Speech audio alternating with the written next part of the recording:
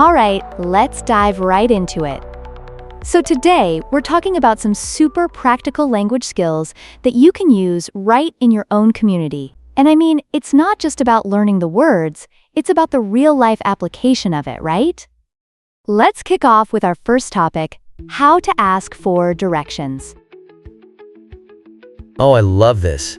Asking for directions is so crucial, especially when you're, traveling or even just in a new neighborhood. But, how do you even start that conversation? Great question. You definitely want to greet someone politely first, right? Something simple like, "Excuse me, can you help me find?" That approach makes it feel less intimidating. I remember one time I was lost in Paris, and I had to ask this local for directions to the Eiffel Tower, and I just used that phrase. People are usually really friendly. Ooh, that's a good tip. So I'm imagining wandering around Paris, completely lost.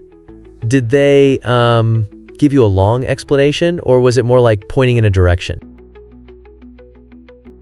Well, yes, it was a bit of both. I mean, they pointed, but then also started explaining in French, which was a whole other adventure. But you learn to pick up on key phrases, And yes, sometimes you get lucky and they speak English. But what's important is to be ready for common responses as well, like, "It's just around the corner," or "You might need to take the bus."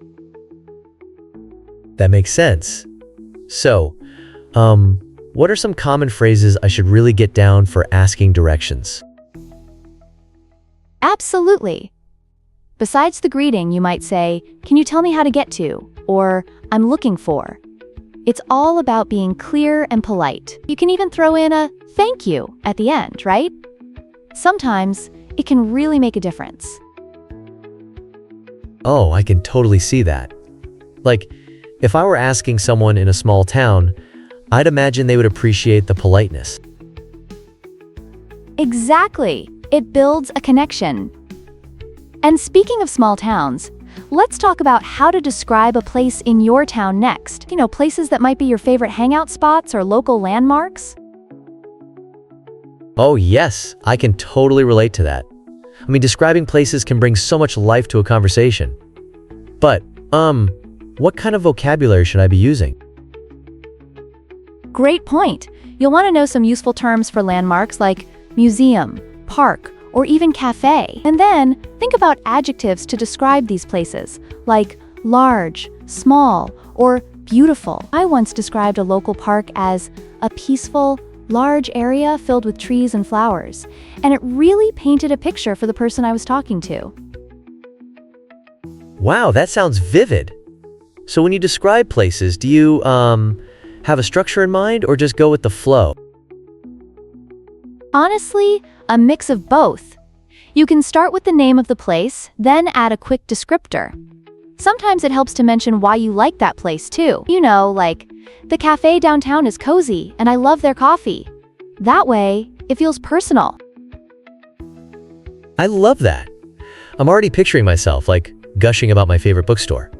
It's kind of exciting to think about. Oh, what's next on our list? Next up is using public transport vocabulary. So if you're out and about, you might need to hop on a bus or a train, right? Knowing these essential terms is super helpful. Ooh, yes. I've always had a little fear of public transport. It can be, overwhelming sometimes. What should I focus on? First off, let's talk about the basic terms. You'll need to know words like bus, train, and ticket. And don't forget to ask about schedules. Phrases like, "When is the next bus?" or "Where do I catch the train?" can save you a lot of time. That's so useful. I could totally see myself misreading a schedule and ending up at, the wrong place. Oh, trust me, I've been there. One time, I accidentally got on the wrong train, thinking I was heading to the city center. I ended up in a completely different town and had a mini adventure. But it really highlighted the importance of those phrases. Wow, that sounds like a wild ride. What's our next topic? The fourth topic is how to buy things at a store. This is crucial, especially if you're new to the language. Oh, right, shopping. That can be so tricky. Like, what kind of vocabulary should I know in a store? You definitely want to know the names of different types of stores, like grocery store, clothing shop, or pharmacy. And then, practice phrases like, "I would like to buy this," when you're ready to make a purchase. Oh, that sounds straightforward. But what if I need help finding something? Great thought! You can say, "Can you help me find?" or "Where can I find?" Those phrases really ease the interaction. I once wandered into a local market and asked for help finding spices. It opened up a whole new conversation. I love that. It's like you get to connect with the people there, right? So, what's the last topic? The last topic is how to talk to a shop assistant. This is where that connection can really blossom. Starting with simple phrases like "hello" or "excuse me" leads to more engaging conversations. Oh, totally. But, can you give me an example of a question I might ask about products? Sure, you might ask, "Can you help me find?" or "What's the difference between these two items?"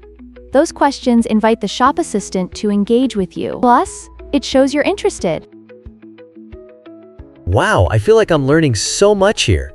And I can't believe how easy it sounds to interact with people. Exactly. It's all about practice and building confidence. And hey, remember that it's okay to make mistakes. Engaging in conversation can often lead to unexpected friendships and memories. That's such a beautiful message to end on. Thank you so much for sharing all of this today. I think I'm really ready to, step out and practice. Fantastic! I can't wait to hear about your experiences.